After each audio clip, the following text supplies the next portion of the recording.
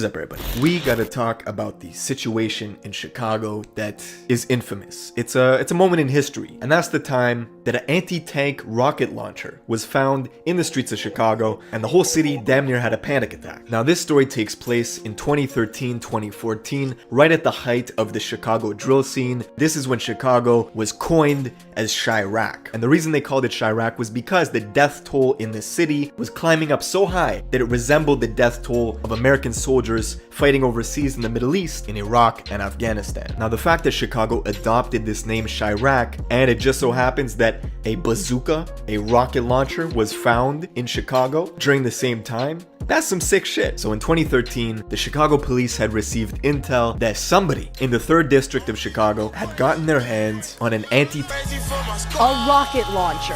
Not just one, but two. Shocking? Not the police, who've seen it before. But before we get into this video, I have to give a big shout out to today's sponsor, and that's the awesome team over at Grade Miners. If you guys are really struggling right now trying to complete your essays, trust me, I feel your pain, but don't worry, Grade Miners has you covered. You literally go to their website and choose any type of essay you want them to complete for you, you pay them, and it's done. Check out their Instagram, you can actually place your order on there, it's even easier. The link in the description if you need any help with your essays. Put in Forever 20 for 20% off your order. Go check them out. And now back to because at the time, Rondo was posting to Instagram a bunch of photos with him holding what seemed to be a rocket launcher. And these photos were getting a lot of attention online from fans, from civilians, but also from the government, right? They were watching. In fact, the police had been collecting an archive of photos of all these different Chirac rappers with these exotic weapons, Tommy guns, semi-automatic rifles, and of course, this one with Rondo holding a goddamn bazooka. This led the police to create an entirely new unit dedicated to building an infrastructure online of researchers that were using AI to basically figure out all these different slangs and gang codes that were being used on social media, and the goal was to stop them in their tracks before the aggression became deadly. The murder rate kept increasing, bodies were dropping every day, and there was one specific red zone.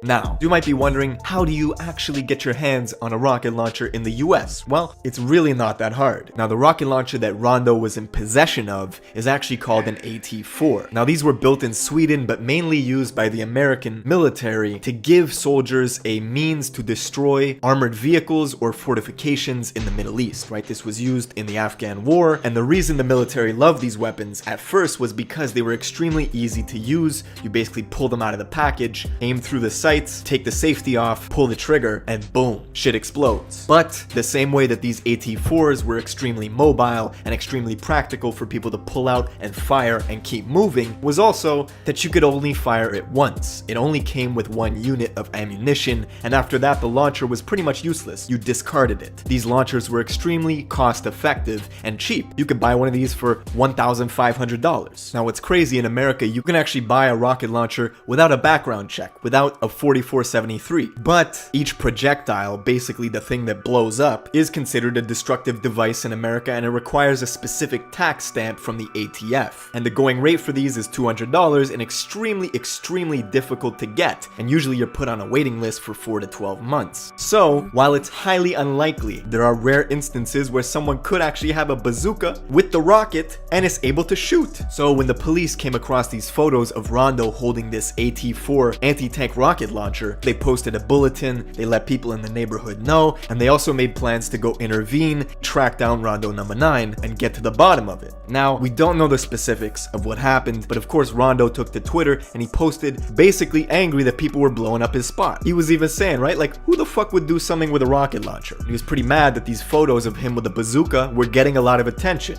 Don't post a photo with you in a rocket launcher then, my guy. Now, we don't really know what happened. Eventually, Rondo ended up deleting the photo of him with the rocket launcher, but shortly after, another photo surfaced, and a different rapper known as P. Rico posted a photo to Instagram of a rocket launcher leaning up on his door. We don't know if it's the same one, but clearly there's a connect in Chicago that's hooking people up with rocket launchers. Now, when it comes down to it, if he could have used the rocket launcher or not, really kind of stupid anyways. The rocket launcher would have been highly ineffective. Most people in the States who carry guns don't know how to fire it anyways. Most people could not shoot the ocean from a boat. So I don't know what the purpose when you're walking around the south side of Chicago with a bazooka, like, it's just It's not effective. Unless you're aiming to, take out someone's grandma's place or something, it's kind of pointless. But for real, it was probably just a prop, right? It was something to post on the Instagram like, look, I got a fucking rocket launcher. I mean, he's got a song called Taliban, so he's probably just trying to stick with the brand. And of course, this was good promo for Rondo. All the blogs picked it up. His music videos were doing millions of views. But unfortunately, in 2014, Rondo and another rapper known as C-Day were charged